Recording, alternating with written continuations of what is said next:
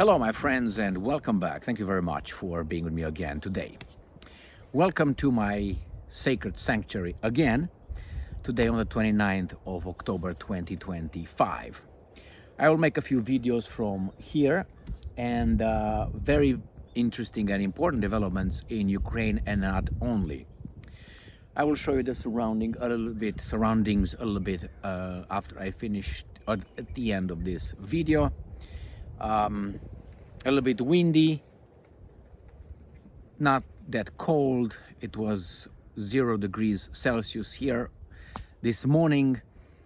I slept in my hot tent.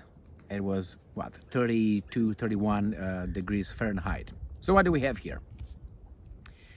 I have a few articles from Ukraine and not only, and very interesting developments. Let me have my little iPad here. I will read them for you. You might see in the background sometimes some birds landing in the feeding ground behind me. Beautiful fire and my Red Baron ready for action. I hope not. What do we have? We have an article from Russia Today, and Russia claims, Putin claims that they tested a new not new actually, I mean it's new, but they have never done it before, never had it before, an underwater drone, but is nuclear capable. Now that could have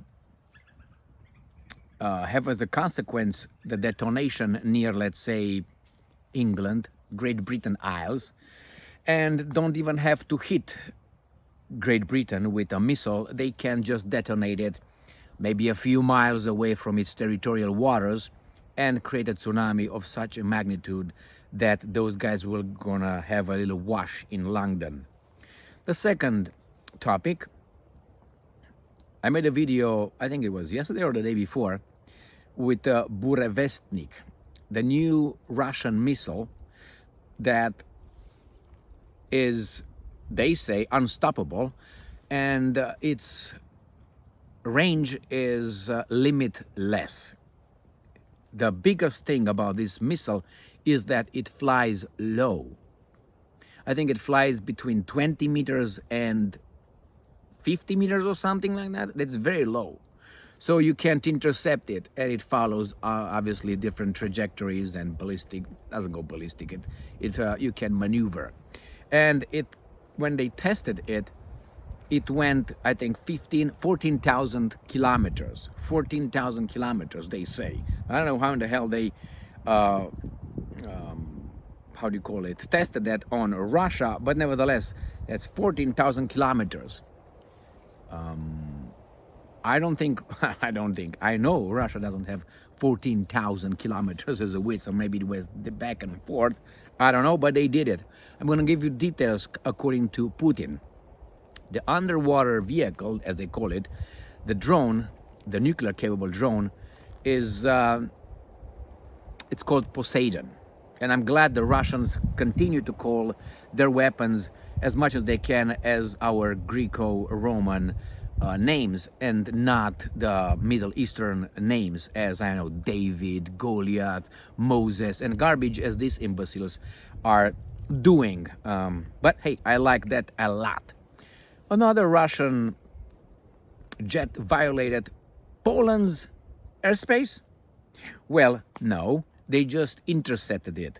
It could be called a provocation. I will explain. That is, a plane who approaches your airspace, you have no jurisdiction over that plane unless you want to create problems, and therefore you approach it, you intercept it, and then you monitor the plane's flight. You can do this 10 miles away from your territorial airspace if you want. The country's airspace, you can do it 50, you can do 100, it seems like. It depends how much you want to provoke the other side of saying, what the fuck are you doing? Back the fuck off. So that's what I think the Poles are doing. They're trying to provoke the Russians. And I'm not saying the Russians are here the baby boys, you know. I think they have their own strategy as well. But we're going to discuss that one. The biggest news, I think, it is the fall of Pokrovsk and Kupyansk. The Russians claim they encircled both towns, Pokrovsk in Donetsk, Kupyansk in Kharkov Oblast, and they encircled about 10,000 Ukrainians. This is according to the Russians. The Ukrainians confirm that their troops are in deep doo-doo, and the Russians amassed about 10,000 troops to take over Pokrovsk. Putin, on the other hand, being a bad dude, he extends a hand to these guys, not a helping hand, a hand, and he is offering the Ukrainians to pause the operations against the encircled Ukrainian units. But well, you got to do something about it. Well, Zelensky is not going to do it. Probably Zelensky is too late. They cannot retreat. They cannot break out of the encirclement, it seems like. So what is Zelensky going to do? He's going to portray that probably as the siege of Stalingrad, or if you want, Petrograd, St. Petersburg, and so on, or Leningrad, that was in the Soviet times in the Second World War. They will use it as a martyrdom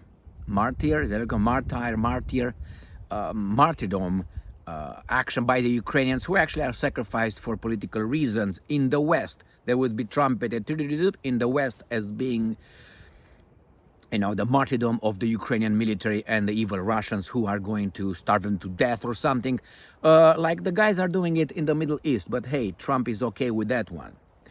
Next topic: Moscow under drone attack for third consecutive night.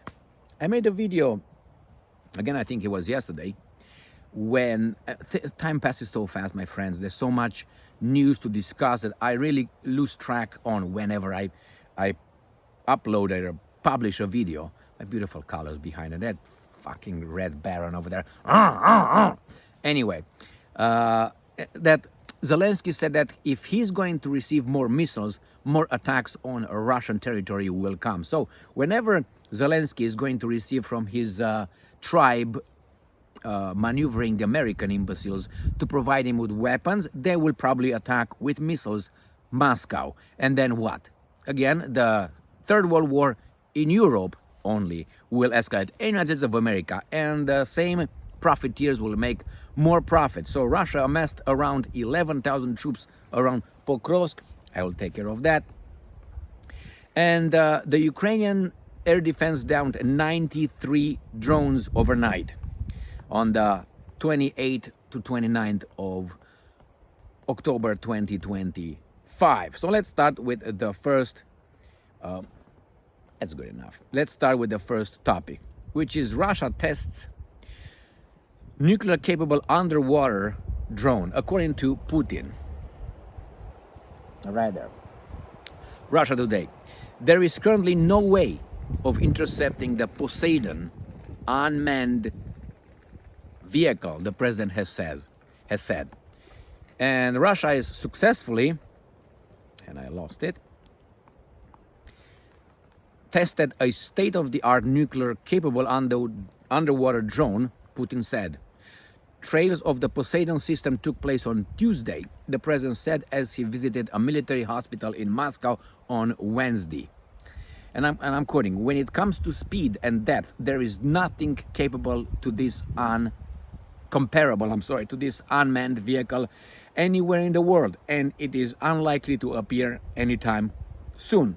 At the moment, there is no methods of intercepting the Poseidon," he said. "For the first time, we succeeded not only in launching it from a submarine using its booster engine, but also it starting its nuclear power unit, which provided energy to the vehicle for a certain period of time. There is a tremendous success," he said. According to President Putin, the capabilities of Poseidon significantly exceeded the power of even our most promising Sarmat intercontinental range missiles. So, what do you think that is?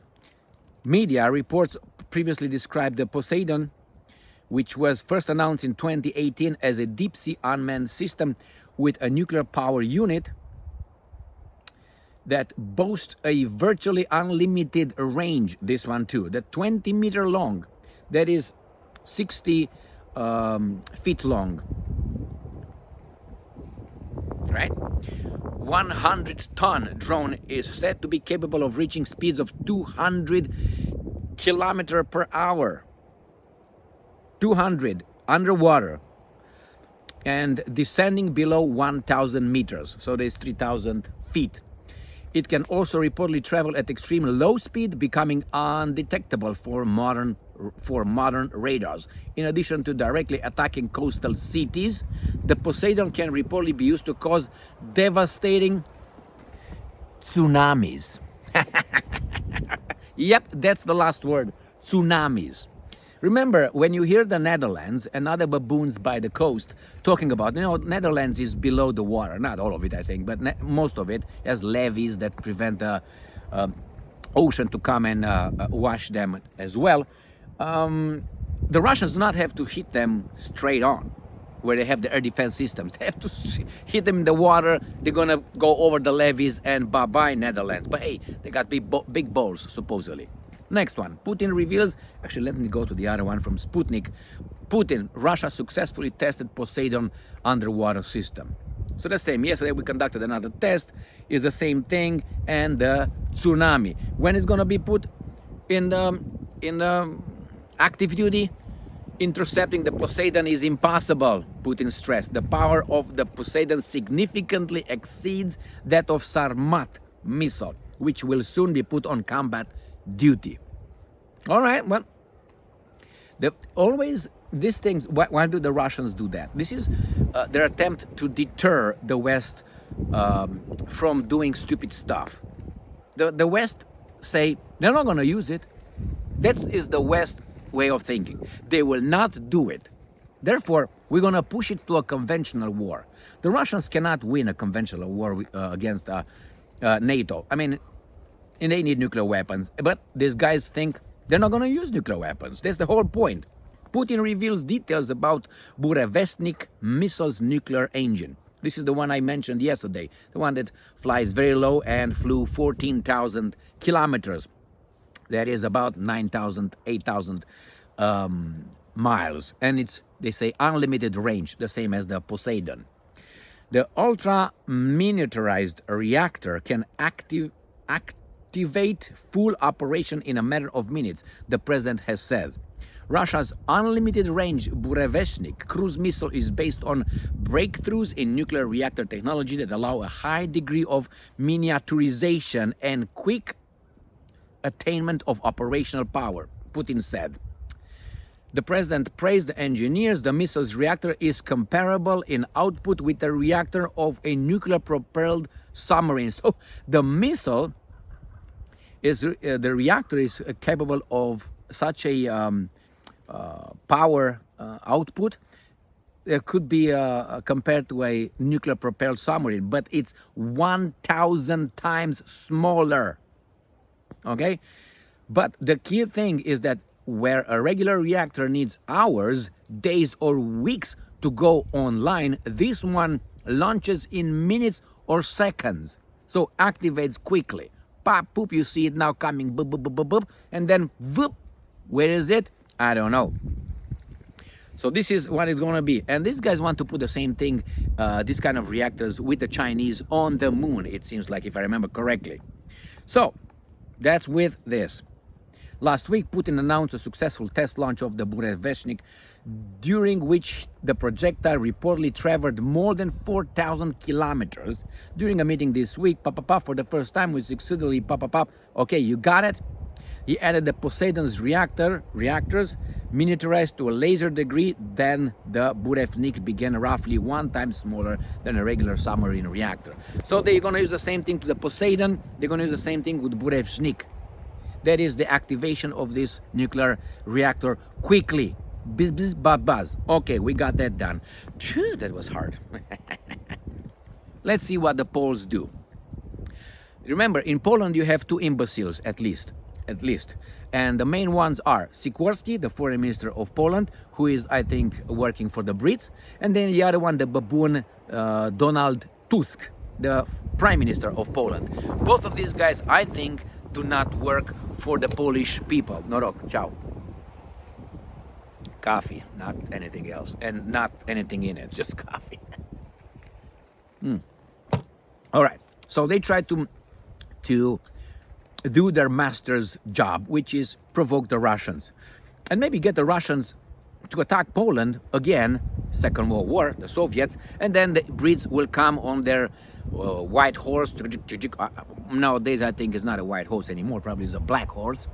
If you look at London, and come over and again lose their get bankrupt again, which they are. They've been after the Second World War. I'm talking about the English nation. Polish jets intercept Russian spy plane over Baltic Sea. Baltic Sea is Baltic Sea. Well. NATO wants that turned into Mare Nostrum, our sea. Why? Because that's how the Romans had it. Had the Mediterranean Sea, if you remember, when Rome had all the territories surrounding the Mediterranean Sea, they call it Mare Nostrum, our sea. So the same, these guys want to turn the Black Sea and the Baltic Sea into Mare Nostrum, our sea. And except from Kaliningrad, and except from St. Petersburg, located in the Gulf of Finland, if they are securing those things out, is going to be Baltic Sea, is going to be Mare Nostrum in NATO. Mare Nostrum, the same as the Black Sea. In the Black Sea, they have to get rid of Russia and Georgia, and that's it. They were going to have Mare Nostrum as well. So let's see what these guys did. Polish fighter jets intercepted the Russian reconnaissance aircraft over the Baltic Sea that was flying in international airspace. So back the fuck off, no? No. Without a field flight plan and with its transponder turned off, the Polish army said. So if the Polish army said that, we believe them, right? Well, if you ask the Russians, they would say that's not true. So nevertheless, what happened, it was a Russian plane. We can debate that according to these guys. And the other thing is the Polish jets intercepted it. That's it. This time the Polish jets, not the how do you call it? The German jets or the Dutch jets located in Poland. The Polish military clarified that the aircraft did not violate Poland's airspace. I super dare you to see what's going on when they're gonna say one day, yes, it did, we shut it down. And there you have it. And then the Poles have to defend themselves like Israelis. And the same way. Let's talk about Pokrovsk, my friends. Pokrovsk is already encircled, is all done, and Zelensky will sacrifice the Ukrainians again, like he has been doing for the past almost 4 years pretty soon. And the same thing, he sacrificed them in Mariupol, in Azovstal steel plant, if you remember, in May 2022. The Russians captured 2,600 roughly Ukrainians, foreign fighters, and probably NATO officers. Russian troops advance in Pokrovsk, destroy logistics towards Mirnohrad, Deep State said. Deep State is a Ukrainian monitoring whatever it is. It's not the Russians, remember. So Russian forces have advanced along two sections of the front in Donetsk and Dnipropetrovsk Oblast, the Deep State said. All right, the invaders are moving forward in the city of Pokrovsk as well as near of Chervony, Liman, Pokrovsk sector and Privilya. Okay, so these are what the Russians are doing. Why? Because they, I think, already encircled those. Why? Because look at the Russians. They claim Kupyansk and Pokrovsk doomed as Russia's poised to push forward. What will Zelensky do? Nothing. He's going to use them for propaganda issues, for their media to, vomit their propaganda and their narrative over the Americans to muster some, empathy and sympathy for the Ukrainians, but the Ukrainians are dying for these guys' interest. Zelensky won't order his encircled troops to lay down arms in Kupyansk and Pokrovsk or Krasnoarmeysk. Their fate is sealed, believes military expert and retired Colonel Anatoly Matrivchuk. That sounds Ukrainian to me, if you know something about that. That's a Ukrainian name. When you hear Chuk at the end, that's Ukrainian name. So these soldiers are doomed either to captivity or death, while Russian forces advance deeper towards Dnipropetrovsk, Kramatorsk, and Slovyansk. All right, the fall of Kupyansk and Pokrovsk totally dismantles Zelensky as a credible politician. That happened a long time ago, exposing the lies he peddled to his Western sponsors. Zelensky has been spinning the story that he's in full control, making gains literally daily. Okay, so what's going on here? Then to the north, why this is important? Let me tell you. Why it's important for Pokrovsk, for instance, if Pokrovsk falls. To the northeast, Kupyansk contains. I'm talking about Kupyansk. Where is Pokrovsk? Oh, I did something. Fall of Kupyansk crippled political psychological blow to Zelensky regime. Why the Pokrovsk is crucial. Taking the bridgehead opens the road towards the final phase of liberating the Donbas cities of Slovyansk and Kramatorsk. If Pokrovsk falls, they say that Slovyansk and Kramatorsk will fall after that. How might US react? The fall of Kupyansk and Pokrovsk marks more than just a battlefield loss. It is an image crisis for the US and its allies. No, I don't think so. It's going to be portrayed as now we have to give them more because look what the Russians are doing. These guys are not in the business of making peace. They're in the business of making profits. Got it? And taking over, controlling. That's the way it's going to be portrayed. Now, let's see what Putin says. Putin says Moscow could pause operations against encircled Ukrainian units. Putin says Russia is willing to allow journalists into the area and suspend combat operations for as long as they are there. The president has said Russia is prepared to temporarily suspend. The president announced that Russian forces have completely surrounded Kiev's troops in Kupyansk, a city in Ukraine's Kharkov region, and Krasnoarmeysk, which is Pokrovsk, located in Russia's Donetsk People's Republic. Peskov has previously stated that up to 5,000 Ukrainian servicemen were encircled in Kupyansk area and another 5,500 near Krasnoarmeysk, Pokrovsk. So, what are we going to do? I'm quoting.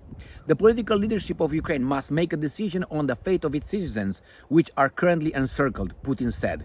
No, they're going to make a decision, keep fighting, because that's the way it is. The encirclement of Ukrainian troops in Kupyansk and Krasnoarmeysk was initially reported over the weekend by Chief of Staff General Gerasimov, who stated that the Russian military was continuing operations to eliminate the trapped enemy forces. So what do you think? Well, I think they are already done, but these guys will not allow them to retreat. That's what I think is going to be. Why? Because that's war, and these guys have a plan, which is we have to destroy as much as we can out of Russia, and probably they think they're going to destroy a few more Russians in the meantime. And here we have an article from Ukrainska Pravda. Russia has amassed around 11,000 troops in attempt to encircle Pokrovsk. This is from today, the 29th of October. Right there.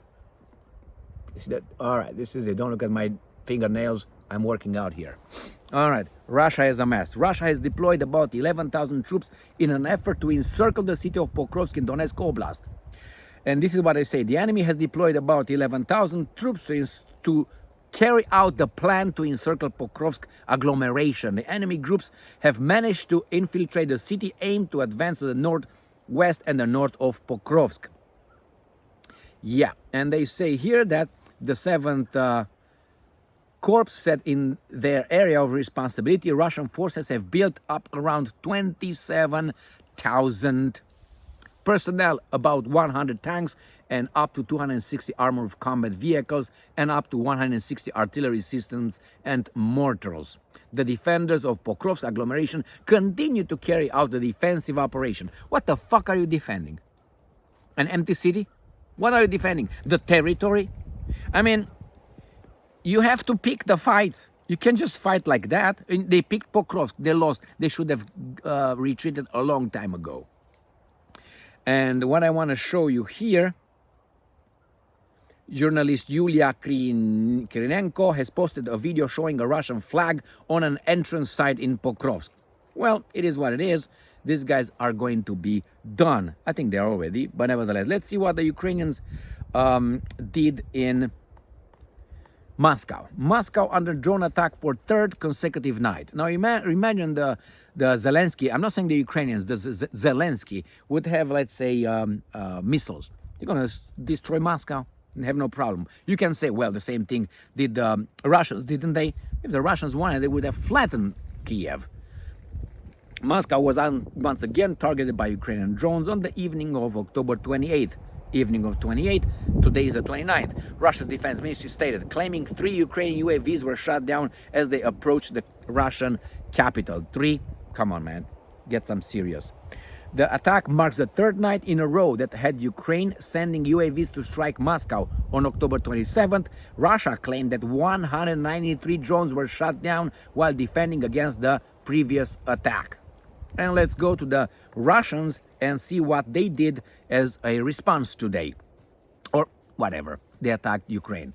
Ukrainian air defense downs 93 Russian drones, 32 UAVs hit targets, attack ongoing. This is the 29th. And they, the Russians, they say, launched, how many they say they launched? Let me see. Have down 93 of 126. So the Russians launched 126 and these guys down 93. So the war continues. The Russians are telling these baboons in the West, guys, back the fuck off. The West will continue. The West, the Anglo-Saxon West.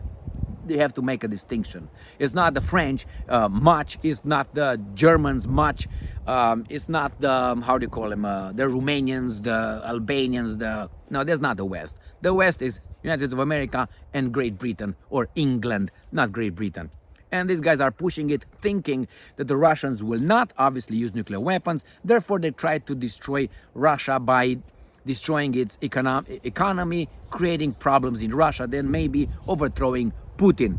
That's the main goal. And they think Putin will not use anything in desperation, even though their nuclear weapons use doctrine clearly says if we're attacked by nuclear capable missiles, Tomahawks, and they attack us as a swarm, we can activate that. Will they activate it? I don't know. We'll find out. I hope not. I hope some people realize that they should stop, but they won't. You know why? Because the people who are behind this war, they are not personally affected. Okay, that's why. If these big guys are personally affected by the war, they will stop the war. They will immediately stop it because they're pussies. Let me show you the surroundings. That, and this is dying. So let me just go here. It's very windy today. That's the post here. That's where a lot of eagles land in there, because it's mainly pine trees here. This is the only one, the tallest one. It's another one over there, but not as tall as this one. So when I sit here with all my things, they land here, immediately fly. That's the little path over there from to the west. That's north, where the salmons are with the river. And I made videos on Facebook and not only. And that's right there. It's east, and this is south with my hot tent. I'm not going to show you because there are some things over there I don't want you to see. All right, yeah. And obviously here I gave some food to these baboons here and some water. I know you're not supposed to, but this is going to be a sanctuary. There's not going to be any animal killed by me. I'm not talking about the animals, I'm talking about animals. All right, and obviously here we have this ready for later, maybe when I make bacon, when I make steak on that little fire over there. So with this one, I will finish this video. What's up, buddy? What are you doing? All right, I made a video, but I didn't post it yet, with Zastava. It's okay. Right there, we're ready always for whomever wants to visit, and nothing in there. Poop. We put it on this improvised gun rack. I'm gonna make another one. This is kind of like flimsy, but does the job. or gets the job done however we want. I'm gonna make some more fire and I'm gonna make another video. Big news after this one. Big news. They think that it will flatten Moscow, imbeciles. Thank you very much for being with me again today. Stay strong, stay smart, look for the truth, and be just.